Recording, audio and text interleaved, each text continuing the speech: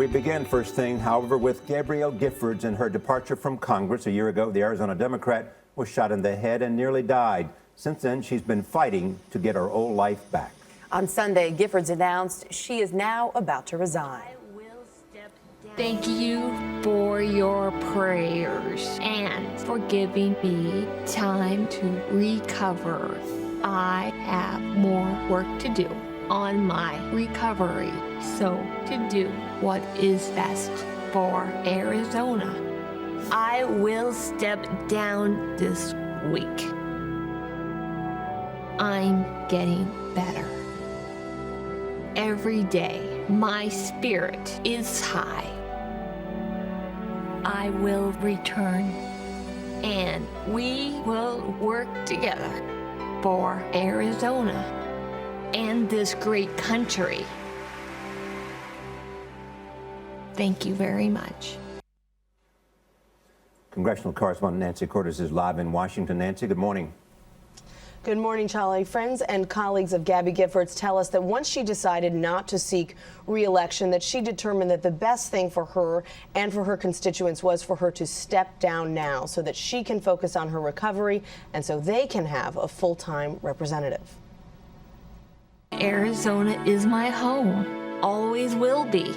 The video Giffords released to announce she's stepping down revealed both her stunning progress and her limitations. It was carefully edited to allow her to communicate with the people she represents in southern Arizona. A lot has happened over the past year.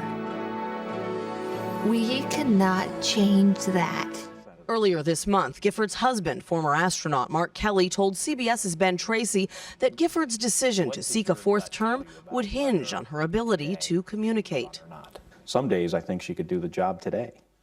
You know, other days I see she gets a little tired and she's, really focused on her therapy. For the past year, Giffords has spent hours every day undergoing speech and physical therapy. Her rare public appearances have been a source of wonder. Doctors initially warned she might never wake up from a coma after she was shot at close range in the head. One nation, under God, indivisible, and liberty and justice for all. She recently improved to the point that she could conduct weekly video meetings with her staff in Washington. But she cast only one vote in Congress all year during a surprise return last summer after a divisive fight over raising the debt ceiling. Her close friend and colleague, Debbie Wasserman Schultz, says Giffords simply concluded her constituents deserve more. In order to be able to make sure that her constituents in southern Arizona get the kind of full-time service that they deserve, she decided that it's time to take a step back. Giffords says she has one goal before leaving office: to complete that Congress on Your Corner event that was interrupted by a shooting rampage last January. I don't remember much from that horrible day. But I will never forget the trust you placed in me to be your voice.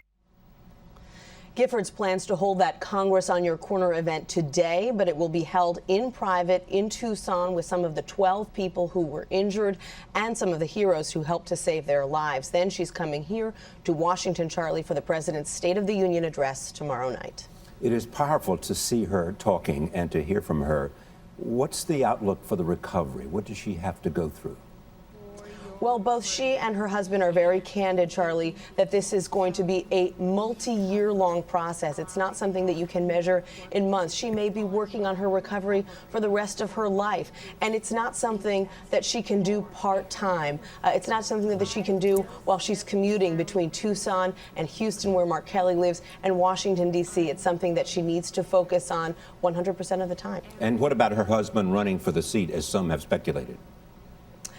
Well, there has been a lot of talk about that. Democrats would love it because this is a very tough seat for them in Arizona. But right now, there's no indication he actually will run once a special election is announced, most notably because then that would take him away from her and her rehabilitation. Thank you, Nancy.